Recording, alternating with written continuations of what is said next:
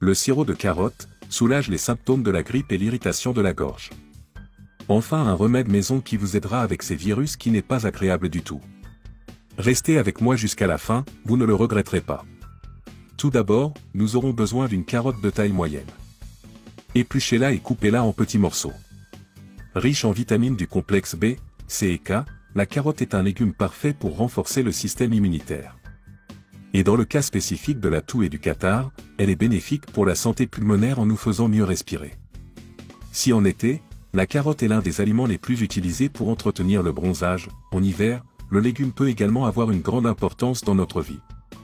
Possédant une puissante composition nutritionnelle, l'ingrédient est lié, parmi ses nombreux bienfaits pour la santé, à la lutte contre les désagréables toux et catarrhes, si fréquents à cette époque de l'année, lorsque les températures chutent brusquement. Personnel, dans une casserole déjà sur le feu, ajoutez 500 ml d'eau.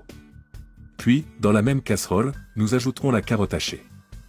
Le temps de cuisson est variable, mais il doit être compris entre 5 et 10 minutes. Une fois cuite, transférez-les dans une assiette de votre choix. À l'aide d'une fourchette, écrasez les carottes. Profitez-en et commentez ci-dessous la ville d'où vous nous suivez. Pour ceux qui ne le savent pas, nous envoyons ces vidéos d'ici à Paribas. Je suis heureux qu'elles vous parviennent. Mes amours, un bon moment pour prendre ce sirop que je vais vous apprendre est le matin et après les repas. Car de cette façon, l'indice glycémique n'augmente pas trop vite. Il est contre-indiqué pour les enfants de moins d'1 an. À cause du risque lorsque la carotte est toute écrasée, mettez-la dans un récipient en verre avec un couvercle, de préférence. Prenez un citron, coupez-le en deux et pressez son jus dans le même récipient. La vitamine C, présente dans le citron, augmente la production de globules blancs, nos cellules de défense qui combattent les micro-organismes, les envahisseurs tels que les virus et les bactéries. Ainsi, la consommation régulière de ce fruit renforce le système immunitaire et nous rend plus résistants aux maladies infectieuses telles que le rhume et la grippe. Il a des effets antiseptiques et antibiotiques. Les flavonoïdes contenus dans le citron agissent sur certaines bactéries en ayant des propriétés antiseptiques et antibiotiques, et de cette manière, le fruit aide à prévenir et à contrôler les infections causées par ces micro-organismes, notamment au niveau de la muqueuse buccale et de la gorge. J'ai également ajouté 2 cuillères à soupe de miel. Lorsque le mal de gorge apparaît, l'une des choses qui vient à l'esprit presque immédiatement est le miel.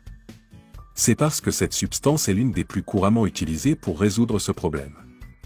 Bien que le miel ne soit pas un médicament, ni même produit spécifiquement dans ce but, sa composition est capable de favoriser des effets bénéfiques dans ce contexte. Le miel réduit l'inflammation et le gonflement de la gorge et des poumons, étant efficace en cas de grippe et de rhume, améliorant le sommeil. Il soulage les maux de gorge car il est anti-inflammatoire et possède des propriétés mucolytiques. Le miel a des propriétés anti-inflammatoires naturelles et contribue donc à la réduction de la douleur. Il n'y a pas de preuve scientifique qu'il améliore le mal de gorge, mais en général les gens rapportent des résultats positifs avec l'utilisation du miel. Il est recommandé d'en prendre 2 cuillères à café au moment du coucher, car le goût sucré favorise la production de salive. Les gars, c'était notre conseil du jour, j'espère que vous l'avez apprécié. Les amis, j'aimerais vous transmettre un message qui se trouve dans les premières chroniques, chapitre 18, verset 6.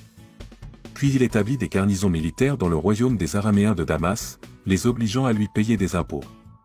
Et le Seigneur accorda à David des victoires dans tous les lieux où il se rendait.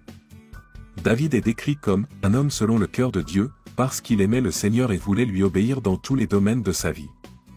Les Écritures nous disent que David avait l'habitude de demander au Seigneur des directives et des conseils avant de prendre des décisions importantes, et ce verset est l'un des nombreux qui nous montre les résultats.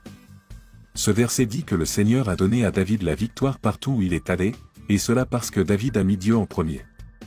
Je crois que Dieu nous bénira également en nous accordant le succès dans nos vies si nous mettons Dieu en premier.